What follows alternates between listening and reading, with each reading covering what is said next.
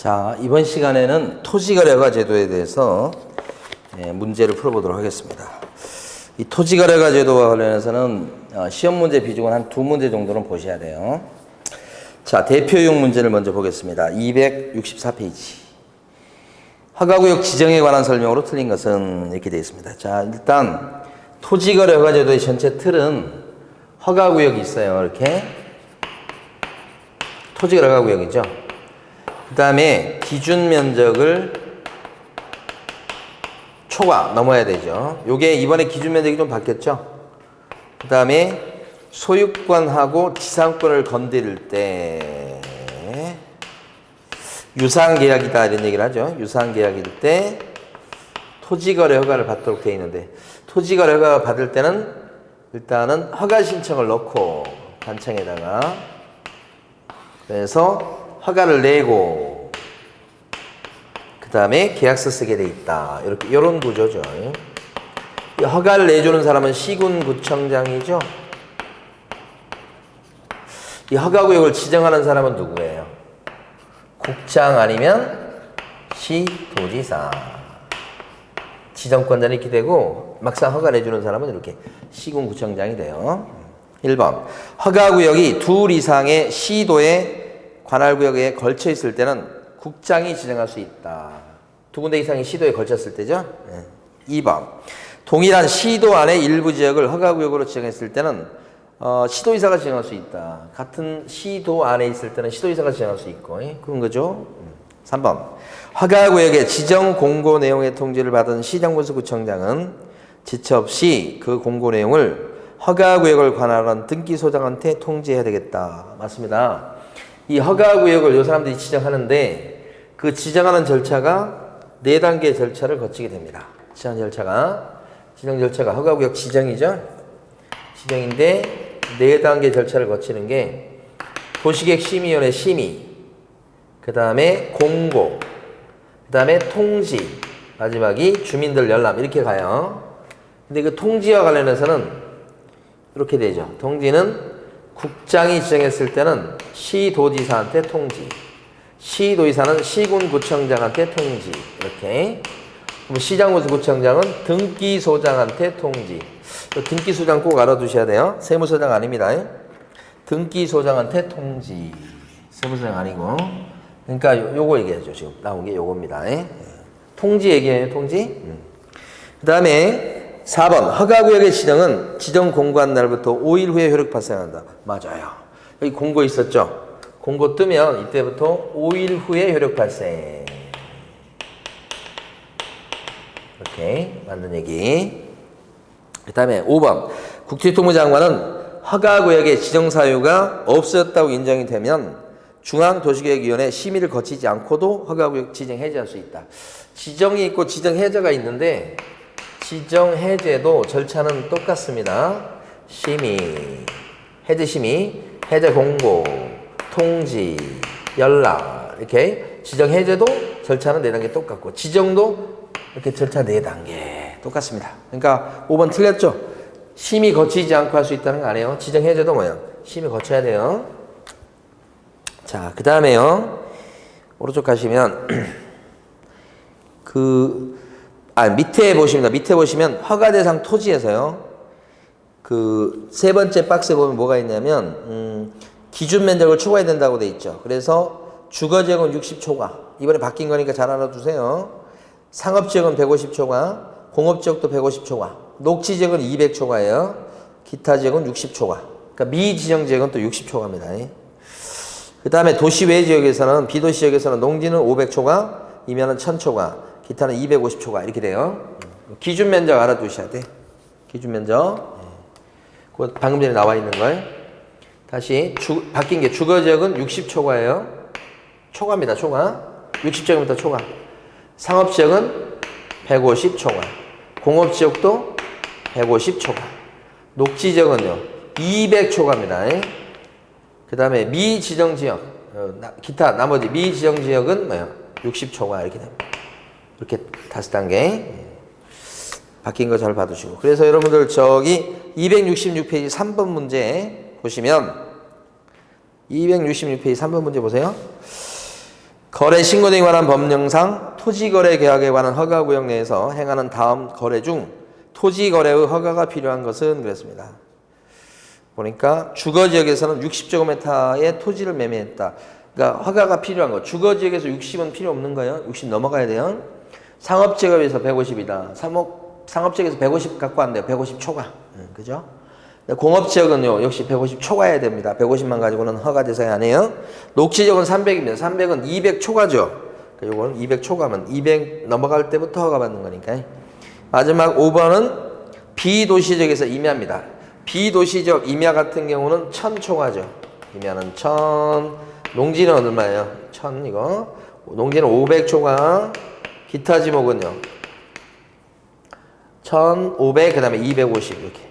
1500, 250 이렇게. 이거 봐두시고. 그러니까 1000 해야 됩니다. 5번은 1000 가지고도 안 됩니다. 1000 넘어가야 됩니다. 임야니까. 자, 그 다음에 5번 문제 가실게요. 갑은 A도 B군에 토지 300제곱미터를 소유한 자입니다. B군에 있어요. 관할 A 도지사는 갑의 토지 전부가 포함된 녹지적 일대를, 녹지적 같은 경우는 200 초과해야 허가 대상이 되는 걸로 잡을 수 있죠. 원칙적으로. 거기 이제 녹지적 일대를 허가구역으로 지정했다고 합니다. 그러면 틀린 것은 했습니다. 1번 토지 소유자 갑이 자신의 토지 전부에 대해서 대가를 받고 지상권 설정을 하려면 토지거래 허가를 받아야 되겠다. 토지거래 주인이 대가 받고 지상권 설정한다 그러면 지상권도 허가받는 거잖아요, 여기. 근데 이제 유상계약이라고 돼 있으니까 대가를 받았으니까 기준면적 초과했다고 보는 겁니다. 안 나왔지만 허가받아야 되죠. 그 다음에 2번 허가구역에 거주하는 농업인들이 허가구역에서 농사 짓기 위해서 그 뜻이죠. 갑의 토지를 전부 매수합니다. 근데 허가구역 아니죠. 농지를 매수합니다. 그러면 토지거래 허가를 받아야 되겠다. 녹지지역 내 농지 모양이요. 그러니까 녹지지역이다 그러면 농지일지라도 그것은 500 초과가 필요 없죠. 200 초과하면 허가받는 거죠. 그런 것까지 지금 300제곱미터라고 돼 있으니까 녹지지역이 300이면 허가받는 거잖아요. 그거 물어보고 있는 거예요. 그 농지일지라도 200 초과하면 허가받는 거지. 그죠? 그거. 그 다음에 3번. 병이 자기 거주용 주택용지로 이용하려고 갑의 토지 전부를 이미 매수하는 경우에 허가를 갖다가 신청해서 비군 군수는 허가 신청 들어온 거에 있어서 허가를 내줘야 된다. 이게 자기 거주용 주택용지로 쓰려고 한다면 실수요 목적으로 보는 거예요. 허가를 내주시오. 그러니까 여기 보면 허가 신청이 들어갔을 때 들어가서 허가를 내주는 경우가 있고 불허가 통지하는 경우가 있고 두 가지가 있죠. 그래서 실수요 목적으로 판단이 되면 허가를 내주는 거고요. 이게 투기 목적이 판단이 되면 불허가죠. 근데 그중 실수요 목적으로 판단되면 허가 내준다. 그게 이제 자기 거주용 주택용지로 쓰려고 하는 경우. 그게 여기 들어가겠죠. 4번. 허가구역에 거주하는 농업인 정이 허가구역에서 농업 경영을 위해서 갑의 토지 전부를 무상 증여계약으로 주는. 아니, 이게 이제 무상이라는 거 하는 게 문제가 생겨버려요. 기준면적을 넘었다 쳐봐요. 녹지지역이 300이니까. 근데 이게 유상계약일 때 허가받는 거잖아. 근데 무상 증여계약을 통해서 취득한다 그러면 허가증이 필요 없죠. 무상은. 4번 틀리고 5번. 갑의 토지가 농지라면 토지거래 허가를 받았다. 그러면 농지법에 따른 농지증을 받은 것으로 본다.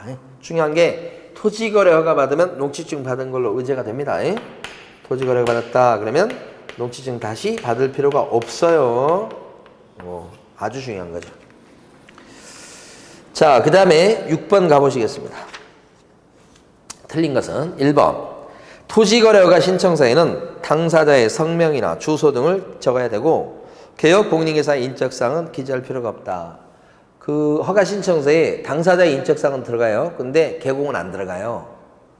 왜냐면 허가 신청을 넣어서 허가 받고 계약서. 이때 중개사가 나타난다고 봐요. 이때는 중개사가 없다고 보죠. 그래서 허가 신청서에는 중개사에 대한 정보는 안 들어간다 이것이. 2번. 허가 신청서에 예정 금액을 기재해야 되겠다. 맞아요. 예정 금액이라고 하셔야 되고 거래 금액 그러시면 안 돼요. 3번. 허가 신청서에는 토지이용 계획을 제출해야 되겠다. 맞아요. 토지거래 허가에서 허가 신청을 할 때는 뭐가 꼭 들어가냐면 거의 의무적으로 위에다 적을게요.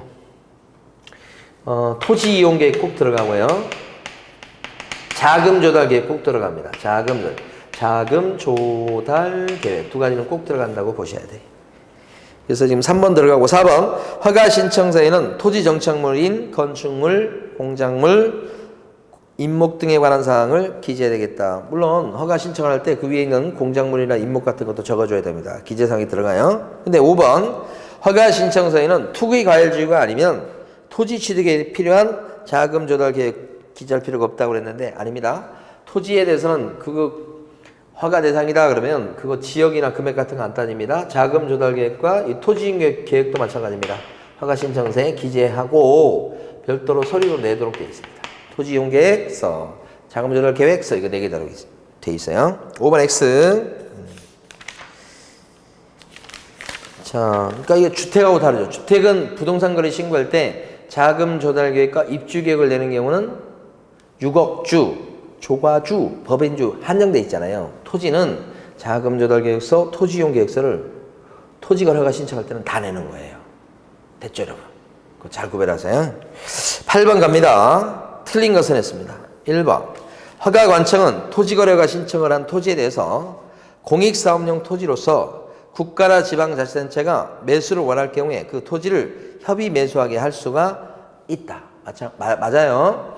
여기 지금 보시면 허가 신청이 들어갔을 때 허가나 불허가 처분 않고 옆으로 빼놓는 경우가 있죠. 야, 이거 살 사람이 있을 것 같으니까 먼저 협상해봐 이런 식으로 선매비 대상을 삼을 수 있는 것은 두 가지 땅이죠.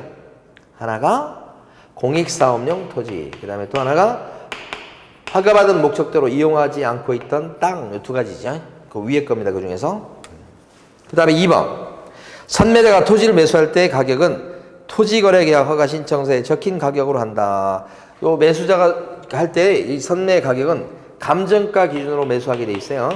협상하게 돼 있어요. 감정가 기준입니다. 그 허가 신청서에 적힌 금액 아니고요. 감정가 기준이다.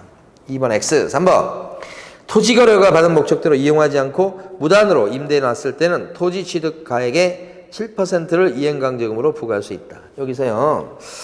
볼게 허가 신청이 들어갔을 때 실수의 목적이면 허가 내주고 허가받으면 그 허가받은 목적대로 이용할 의무가 생기고요.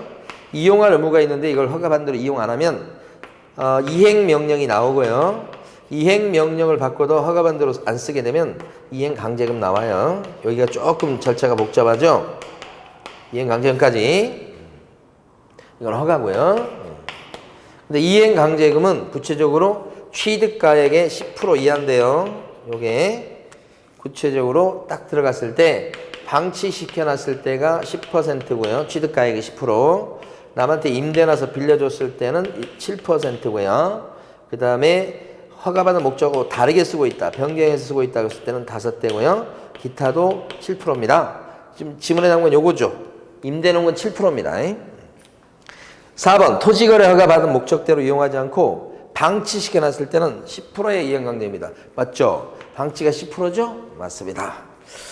그 다음에 5번 토지거래가 허가받은 목적대로 직접 이용하지 않고 무단으로 변경해서 사용했을 때는 요거 목적을 변경해서 쓰고 있네요. 그럼 5%죠? 네, 요거 잘 봐두세요. 출제가 유력합니다. 틀린 건 2번이었고요. 자, 12번 가시겠습니다. 이행강제금에 관한 설명으로 오는 것은 이행강제금은 요거죠, 요거. 허가 받고 나서 이용해야 될 걸 이용하지 않았을 때 이행명령이 나오고 이행명령을 받고도 만약에 제대로 이행 안 하면 이행강제금 부과된다. 요거잖아요, 지금. 자, 1번. 토지거래 허가받은 목적대로 사용하지 않은 경우 이행명령은 구두로 해야 되고 이행기간은 1개월 이내로 정해야 된다 그랬습니다. 이 이행명령이라고 하는 것은 이행명령서라고 하는 문서로 하셔야 되고요. 이때 야 그거 허가받은 대로 써 이렇게 하는 것은 말미를 3개월을 주게 되어 있습니다. 3개월 내에 이행하라고 명령 낼 수 있다는 뜻입니다. 1개월이 아니고 3개월이에요. 두 군데 틀렸어요. 구두 아니에요. 문서로 합니다. 2번 토지거래 계약 허가를 받아 토지를 취득한 자가 당초의 목적대로 이용하지 않고 방치시켜서 이행명령을 바꿔도 정해진 기간에 이행을 하지 않았을 때 시장공사구청장은 취득가액의 100분의 10에 상당하는 금액의 이행강제금을 부과한다 했었죠. 방치시켜놨을 때는 10대라고 기억하시라고 그랬습니다. 제일 안 좋은 케이스. 2번, 3번. 이행강제금과 관련된 토지취득가액은 확인된 실거래 가격이 아니라 가장 최근의 공시가를 기준으로 한다. 아니고요. 여기서 취득가액의 10% 이하인데 여기서 취득가액은 실거래가 얘기합니다. 실제 거래 가격을 얘기합니다. 그러니까 거기 나온 대로 무슨 공시가 기준 아니에요. 실거래가 기준입니다. 그 다음에 4번 이행강제금 부가처분에 이의제기할 수 있다. 여기 이행강제금에서 불만 있으면 이의제기할 수 있어요. 이의제기는 30일 내에 할 수 있어요. 이 이행강제금에는 이의제기는 언제까지 할 수 있다고요? 30일 이내. 요겁니다. 시험에 여러 번 나왔죠. 그 다음에 5번 최초의 이행명령이 있었던 날을 기준해서 6개월에 한 번씩 이행명령이 이행될 때까지 반복해갖고 이행강제금을 부가징수할 수 있다. 그렇습니까? 이거요. 이행명령이 있은 때부터 요거 기억하셔야 돼. 이행명령이 있은 때부터 1년에 한 번씩 부과합니다. 이행명령이 있고 나서 1년에 한 번씩 부과합니다. 6개월이 아니고. 자, 그래서 맞는 건 2번이었고요. 이번에는 13번 가시겠습니다. 13번. 공익사업용 토지에 대한 선매 신청이 있을 때 선매 절차에 관련된 순서대로 바르게 연결된 것은 1번 시장군수 구청장은 토지거래계약 허가 신청이 있을 때는 신청이 있을 때부터 언제까지 선매자를 정해서 땅 임자에게 알려야 되며 그렇게 돼 있죠. 예. 자, 요거요. 선매제도 관련해서 보죠. 요게 허가 신청이 있을 때부터 요게 허가 신청 1개월 내에 선매자를 정하는 겁니다. 지정 허가 신청이 요게 허가 신청이 있을 때부터 1개월 내에 살 사람을 정하고 선매자가 정해지면 그때부터 1개월 이내 선매 협의를 완료해야 된다 이렇게 돼 있어요. 이것도 1개월이죠. 자, 봐봐요. 그러니까 시장군수 구청장은 박스 안에서 토지거래계약 허가 신청이 있을 때는 신청이 있은 날부터 1개월 내 선매자를 정하고 그래서 땅 임자한테 알려요. 그러면 선매자로 지정 통지를 받은 날부터 1개월 내 토지 소유자와 대통령령으로 정하는 바에 따라 선매 협의를 끝내야 되겠다. 협상 완료도 1개월 이내죠. 그거 얘기하는 겁니다. 같은 조문에 있어요. 자, 두 번째 거. 선매자로 지정된 자는 지정 통지를 받은 날부터 15일 내 매수가격 등 선매 조건을 기재한 서면을 땅 임자에게 통지해야 되며 그래서 선매 협의를 시작해야 된다는 뜻입니다. 15일 내에 해야 됩니다. 그러니까 여기서 해보면 선매자가 정해지면 이렇게 선매협의 개시라고 그러죠. 협상 시작. 선매협의 개시는 선매자로 통지받은 때부터 15일 이내 선매협의를 개시 시작하셔야 된다 이 말이지.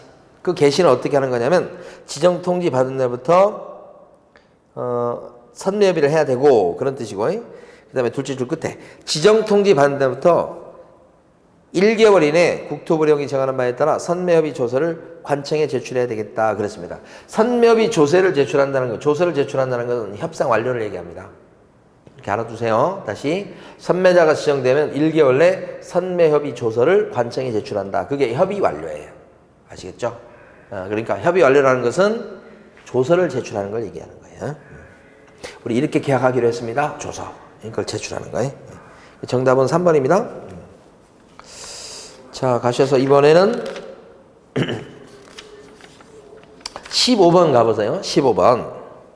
다음은 공법상 거래 규제와 관련하여 다른 제도와 관계에 관한 내용이다. 틀린 것은 그랬습니다. 1번. 부동산 거래 신고 있잖아요. 부동산 거래 신고한 경우에는 부동산 등기 특별조치법상의 검인을 받은 것으로 본다. 그랬는데 맞죠? 구석지에 써볼게요. 부동산 거래 신고했다 그러면 검인은 약한 제도죠. 필요 없어요. 토지 거래허가 받았다 그랬을 때도 검인 받은 걸로 의제가 되지요. 여기 2번 지문입니다. 보면 토지 거래 허가를 받은 경우에는 나오죠. 그렇죠? 부동산 등기 특별조치법상의 검인을 받은 것으로 본다. 맞아요. 3번 토지 거래 허가 구역 내 토지를 경매로 취득했을 때 허가가 면제된다. 이거 보세요. 이게 여기 보면 토지 거래가 받는 것은 기준 면적을 초과하고요. 그 다음에 소유권 지상권에 대한 유상 계약일 때 받는 거니까 경매로 기준 면적 초과하는 땅을 낙찰 받는다 그랬을 때는 토지 거래가 지금 필요 없죠. 그 뜻입니다. 그 다음에 4번 외국인이 토지거래 허가를 받는 경우는 외국인 특례상의 취득에 관한 허가를 받은 것으로 본다. 요렇게 그 저번 시간에 할 때도 나왔었습니다. 자, 토지거래 허가를 받았습니다. 외국 사람이. 그러면 외국인 특례에 따른 취득 허가는 더 이상 받을 필요가 없다. 시험에 잘 나온 건 아니지만 대비하셔야 될 내용이라고 그랬어요. 토지거래가 받으면 외국인 특례상의 취득 허가는 필요가 없다. 4번, 5번. 매매 계약에 대해서 토지거래 허가 받은 경우는 부동산 거래 신고한 것으로 본다. 어때요? 부동산 거래 신고한 것으로 본다. 아니에요. 토지거래 허가를 받는 건 받는 거고요. 부동산 거래 신고는 신고가 돼서 이건 별개입니다. 이렇게. 토지거래 허가는 허가고 거래 신고는 거래 신고다. 이렇게. 예? 별개입니다. 이 부동산 거래 신고는 세금을 제도로 물리고자 하는 제도고 토지거래 허가는요. 투기 목적이 있냐 없냐를 살펴보는 거예요. 그러니까 완전히 의미가 틀립니다. 토지거래 허가 받는 거랑 거래 신고는 별개다. 이런 내용들 잘 봐두셔야 돼요. 자, 잘 나온 내용들입니다. 자, 그 다음에요. 278페이지 가보셔요. 포상금에 대한 내용. 지금 토지거래 허가 전반에 대한 걸 봤고요. 포상금에 대한 내용들을 지금 이제 남겨놨어요. 포상금에 대한 것들도 다시 출제될 가능성이 높아 보입니다. 포상금은 요거 이제 종합적 문제라고 볼 수 있죠. 일단 포상금이 걸려 있는 것은 2편에 있는 포상금입니다. 1편 포상금은 또 나중에 배워요. 2편 포상금은 거허목 이렇게. 그래서 2편한 거허목 이렇게 세 가지요. 이 거자는 이제 거짓 신고한 겁니다. 거짓 신고가 부동산 거래 신고를 거짓으로 신고한 거. 그죠? 근데 거짓 신고 중에는 거래를 하지 아니했음에도 불구하고 거래했다고 거짓 신고한 것도 들어가고요. 주택 임대차 신고에 거짓 신고도 들어가고요. 부동산 거래 신고할 때 거짓 신고한 것도 들어가고 다 공통점은 뭐예요? 거짓 신고예요. 그래서 거자를 딴 거예요. 또 토지거래 허가를 갖다가 받지 않거나 토지거래 허가를 부정한 방법으로 속여서 허가를 받거나 그런 걸 얘기합니다. 그다음에 목자는 뭐죠? 거허목 할 때 토지거래 허가를 갖다가 받은 뒤에 목적대로 사용하지 않는 거죠. 그래서 요 두 개는 토지거래 허가 제도에서 나온 거고 이건 거래신고에서 나온 제도가 요거죠. 이건 토지거래 허가 제도고 이건 거래신고 제도. 거래신고 제도는 일부예요, 여기는.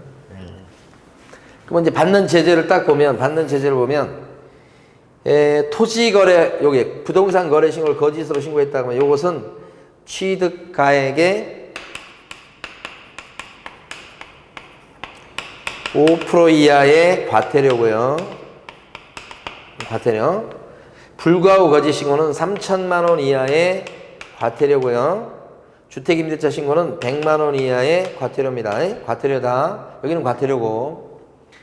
토지거래 허가를 받지 않거나 부정한 방법으로 소개서가 받으면 2년 이하의 적이나 그 다음에 공시지가 기준에서 30% 이하의 벌금이에요. 공시가 땅값에 땅 공시가의 30%의 벌금. 목적도로 이용 안 했다 그러면 이건 이행강제금이죠. 이건 징역벌금이고 이건 이행강제금. 이행강제금은 취득가액의 10% 이하의 이행강제금이죠. 10% 이하 이행강제금. 허가받은 목적도로 이용하지 않았을 때 이렇게 되는 거죠. 이 처벌까지 받습니다. 뭐 이런 사람은 신고 고발하면 포상금을 받는데 포상금은 이제 언제 주느냐 이렇게 따져보면 이때는 과태료가 부과되고 그 다음에 입증자료를 증거자료를 제출했을 때입니다. 입증자료. 그 다음에 여기는 형사처벌 받는 거잖아요. 이렇게 징역벌금이니까 이때는 공소제기나 기소유예 결정이 났을 때 포상금을 준다 이런 뜻입니다. 형사처벌이니까 그렇습니다.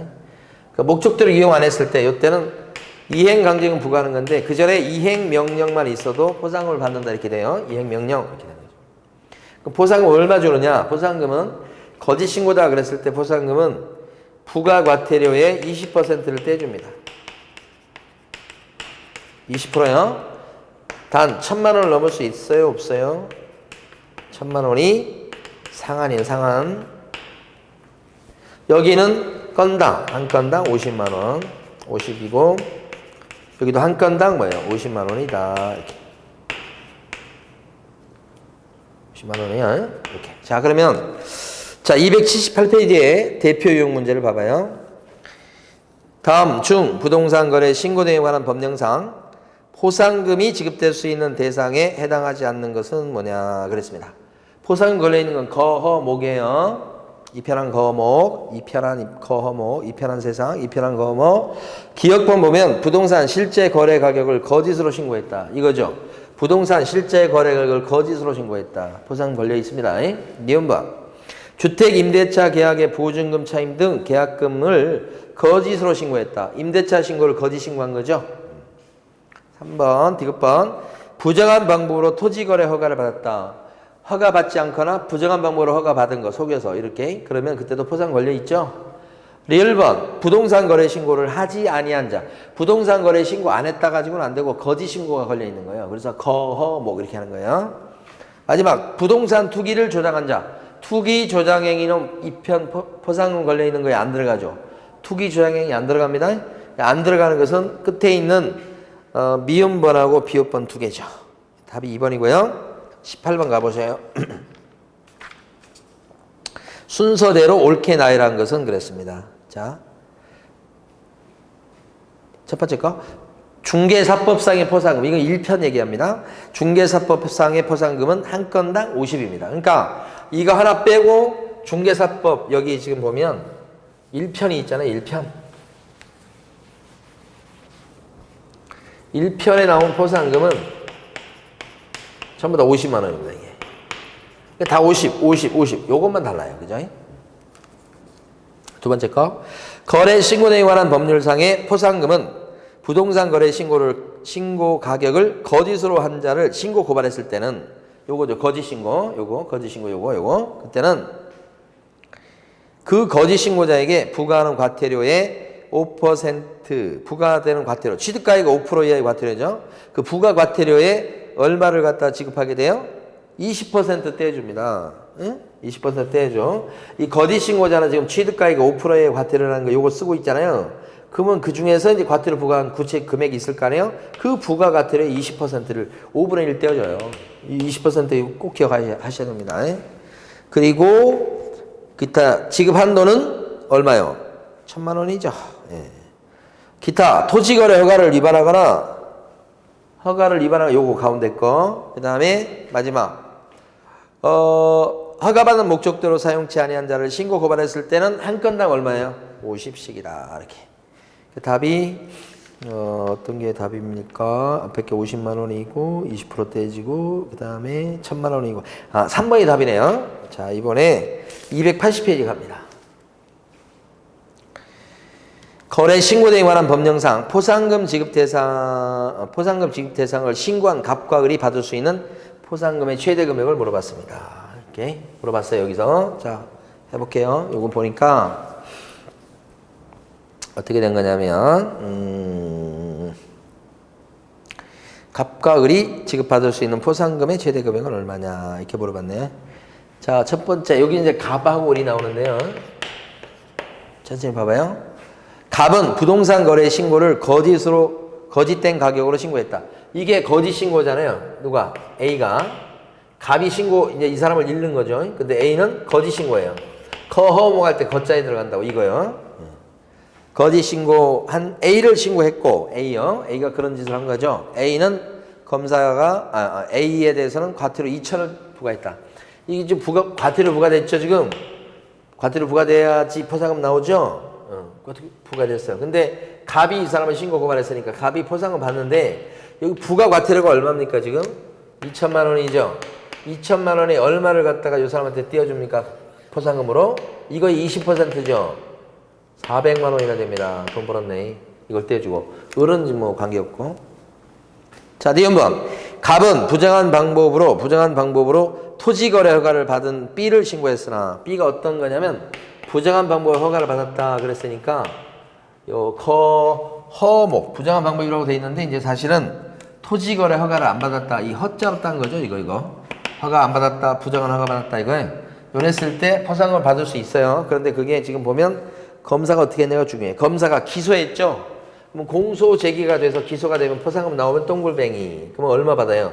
50만 원 이렇게 받죠. 벌써 450이네요. B는 갑은. 자 디귿번 을은 토지거래 허가 대상임에도 불구하고 허가를 받지 않고 계약을 체결한 C를 신고했는데 C가 어떤 거냐면 토지거래 허가를 안 받은 거죠 지금. 이? 포상 걸려 있는 거 맞으면 동글뱅이 치는 거예요.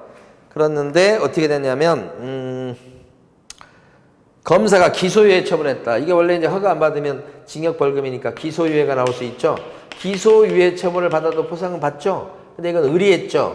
뭐 얼마 받을 포상금? 50이요. 갑은 상관없고 기소유예 받아도 포상금 나오는 거 맞죠? 이렇게. 자 리을번 을은 토지거래 허가구역에서 허가받은 목적대로 이용기간을 목적대로 일정 기간 이상을 사용하지 아니한 D를 신고했습니다. 허가받은 목적대로 써먹지 않고 있다 이런 얘기잖아 지금. D가 목자입니다. 여기서 목자는 포상금 걸려 있죠. 허가받은 목적대로 안 써먹었다는 뜻입니다. X. 근데 이 사람에 대해서는 이행 강제금이 이행 명령이 있어야 되잖아. 요거 잘 알아두세요. 이행 명령은 있어야 포상금 나오는 거예요. 근데 그거 보니까 이행 명령과 이행 강제금을 부과했다고 돼 있잖아요. 그래서 여기는 이행 명령이 있으니까 벌써 포상금 나오겠죠. 이행 명령이 있다. 이행 명령 때 벌써 땡겨서 포상금 줘요. 얼마요? 50요. 이렇게 된 거죠. 이렇게. 그러면 갑과 을은 모두 행정기관에서 발각되기 전에 신고했다 그랬죠. 갑과 을은. 그러면 행정관이 알기 전에 신고했으니까 갑은 450을 벌고요. 을은 100만 원 벌었다 이렇게 되는 거죠. 답은 몇 번이냐면 4번이죠. 4번. 예? 자, 오른쪽에 20번 문제를 마지막으로 하겠습니다. 포상금 제도에 관한 내용이다. 틀린 것은 1번. 포상금 지급 결정을 통보받은 신고인 또는 고발인은 국토유통부령으로 정하는 포상금 지급 신청서를 갖다가 작성해서 신고관청이나 허가관청에 제출해야 되겠다. 포상금 달라고 신청서를 여기는 신고관청에 제출하는 거고 여기는 허가관청에 제출하는 겁니다. 그래서 이제 따져서 지급 결정을 하고 지급하겠죠. 2번. 신고관청 또는 허가관청은 지급 신청서가 접수된 때부터 언제까지 지급을 해야 되겠다. 신청서가 접수되고서 2개월 내 지급입니다. 여기는. 그래서 2편 포상금은 2개월 내 지급이에요. 이거 꼭 알아두셔야 됩니다. 출제 유력입니다. 2개월 내 지급. 1편 포상금은 1편 포상금은 아직 진도 안 나갔습니다. 1편 포상금은 1개월 내 지급이고 2편 포상금은 그래서 2개월 내 지급이고. 자, 3번. 하나의 사건에 대해서 신고 또는 고발한 사람이 2명 이상일 때는 국토유통부령이 정하는 바에 따라 포상금을 배분하여 지급한다. 그렇습니다. 국토유통부령에 따라서 그렇게 돼 있는데 어떻게 하냐면 공동으로 신고 고발했다 이렇게 되면 그때는 원칙적으로 균등 배분하게 되고요. 각각 신고 고발했다. 2명 이상이. 그랬을 때는 최초로 신고 고발한 사람한테 몰아준다. 그걸 얘기하는 겁니다. 이게 국토부령에 나와 있어요. 그래서 같이 하면 똑같이 나눠주는 게 원칙. 예외는 있습니다만 각각 신고 고발했을 때는 최초. 4번, 5번은 공무원이 직무와 관련하여 발견된 사실을 신고 고발했을 때는 포상금을 안 줄 수도 있다. 이거고요. 해당 위반행위 한 사람이 또 신고 고발할 수도 있죠. 관여자가. 그랬을 때도 포상금을 주지 않을 수 있다. 줄 수도 있어요. 그래서 4번, 5번 같은 것은 기출문제 나왔습니다만 지급하지 않는다 그러면 안 되고 지급하지 않을 수도 있다. 지급한다 그래도 안 돼요. 지급하지 않을 수도 있다. 이렇게 해야 됩니다. 지급한다 그러면 X예요. 그래도 지급한다 X. 지급하지 않는다 X. 지급하지 아니할 수도 있다. 줄 수도 있고 안 줄 수도 있고 다 열려 있습니다. 자, 그래서 이번 시간에 여기까지 봤어요.